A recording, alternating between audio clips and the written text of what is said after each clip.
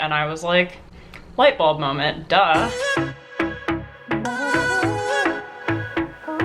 Hey everyone, and welcome back to my channel. And yes, I am wearing my gigantic, amazing organza rainbow scrunchie today. This is from a business I discovered recently called Jane Dottie Vintage. It's an awesome Black-owned brand. She does lots of beautiful accessories, hair clips, these scrunchies. I'll leave a link down below in case you want to check it out and twin with me, because I mean, come on, this is pretty great.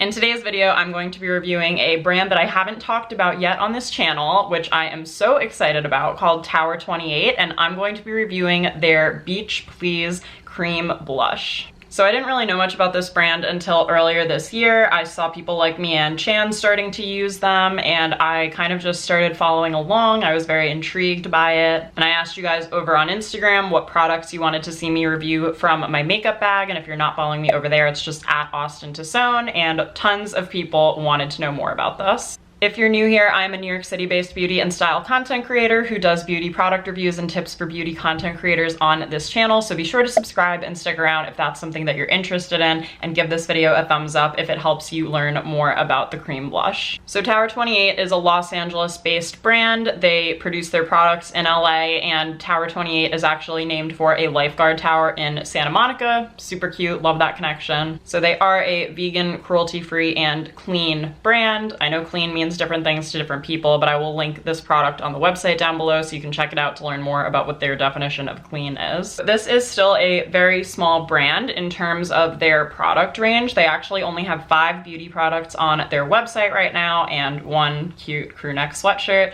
but I really appreciate when brands release products in small quantities. That's kind of what Glossier did initially, and they roll out like 1 new product every 2 to 3 months, whereas some brands, it seems like every week they have something new coming out. So I'm always kind of grateful for brands that take the time to really develop products, get good at something, and then kind of extend based on their customer feedback. The brand also has an ingredient blacklist on their website, so that's a little bit more info about the clean part of their brand, and you can go check it out to see which ingredients are never included in their products. The big one for me is that there are no synthetic or natural fragrances, so if you have fragrance sensitivities, you can use this brand, and also no talc. As we know, talc is linked to tons of different health issues, and many brands should immediately ban that product. It's just really not good. So there are 3 shades of this cream blush. There's Happy Hour, which is like a much brighter pink. There's Golden Hour, which has an orange tint to it. And then this one that I picked up is Magic Hour, which is a slightly more muted light pink. I'll show you guys a close-up of what it actually looks like.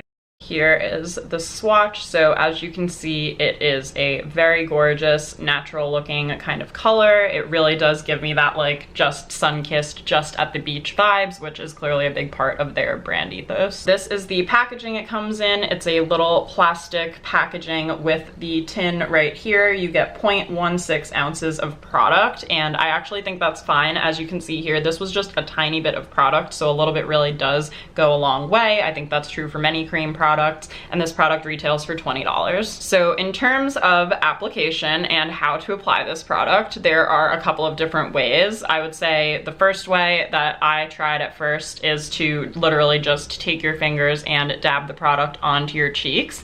And when I was doing this, for some reason, it was just like at first appearing a tiny bit splotchy for me, and it wasn't giving me the vibes that I saw in the photos of it that I had seen. And I think that maybe I'm just doing something wrong in that way, because I know plenty of people who apply this with their fingers.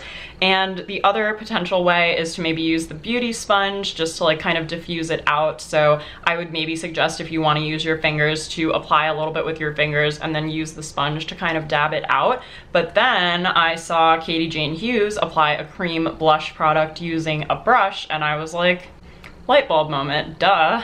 And I really don't think that this is the type of brush that you're supposed to be using with it, but I'm gonna show you how I apply it with this brush and why I love it so much. But this is the e.l.f. Small Stipple brush, and as you can see, it is tinted this exact color because this has been my new daily go-to blush situation. It's been applying it with this brush right here. I think the reason I initially thought of picking up the e.l.f. Small Stipple brush was because this is my Sigma Duo Fiber brush that I use to apply my cream bronzer, and I really like how that applies, so I kind of figured blush and bronzer, at least in the cream form, are kind of similar, so why not just try it this way? Definitely try it a couple of different ways and see what you think, but I'll zoom you in and show you what it looks like when I apply it with this brush. Right, nice and zoomed in, which actually works out well for me because my skin is looking good right now. My base today is the Juvia's Place I Am Magic foundation. I actually did a product review on this last week, so I will link it on the screen in case you want to go watch that as well. So what I do is I very, very lightly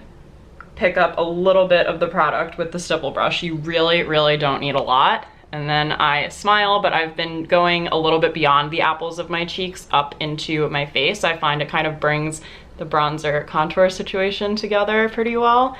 And I literally just lightly start to stipple it on and up, and then I go over it again with a sweeping motion to blend a little bit more. So that was super light, barely even anything went on.